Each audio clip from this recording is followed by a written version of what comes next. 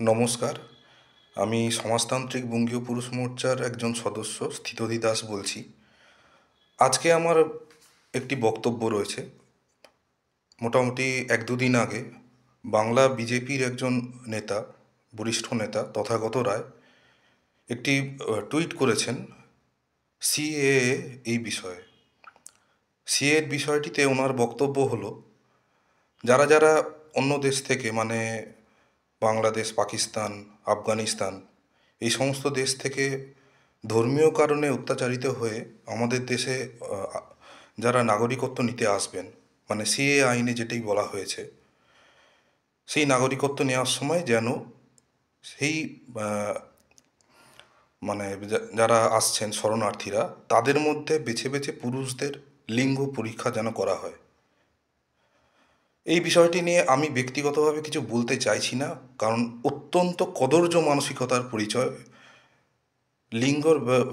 লিঙ্গ পরীক্ষার যে ব্যাপারটি পুরুষদের, সেটি আপনারা সকলেই জানেন বলে আমি মনে করি। তবুও আমি একটুখানি বলে দিই। মুসলিম পুরুষ এবং অমুসলিম পুরুষদের ক্ষেত্রে এই লিঙ্গ পরীক্ষার বিষয়টি গুরুত্বপূর্ণ, মানে লিঙ্গের ক্ষেত্রে পার্থক্য দেখা যায়। এটা মানে বলতেও আমার খারাপ লাগছে, কিন্তু এই বিষয়টি একজন শিক্ষিত, রুচিশীল রাজনৈতিক নেতা তথাগত রায়, যিনি একটা সময় একটা রাজ্যের গুরুত্বপূর্ণ পদেও ছিলেন, তো সেরকম মানুষ যখন এই ধরনের এতটা কুরুচিপূর্ণ কথা বলেন, নিশ্চিতভাবেই এই কথাটি পুরুষ বিদ্বেষী কথা এবং সর্বোপরি কথাটি মানবতা বিরোধী কথা। এই ধরনের টুইট করার জন্য বেশ কিছু সংস্থা, বেশ কিছু সংগঠন, তারা তথাগত রায়ের প্রতি ধিক্কার জানিয়েছে। তার বাড়ির সামনে তারা ধিক্কার মিছিল পর্যন্ত করেছে।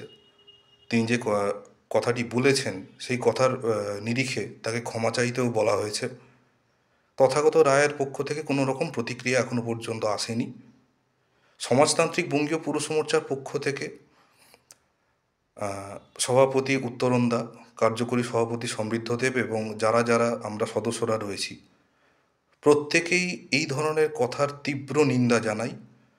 এবং আমি ব্যক্তিগতভাবে বলতে চাই এবং সকলের পক্ষ থেকেও বলতে চাই, যারা যারা এই ধরনের মানে রাজনৈতিকভাবে যারা প্রতিষ্ঠিত মানুষ, তারা একটু বুঝে শুনে কথা বলুন।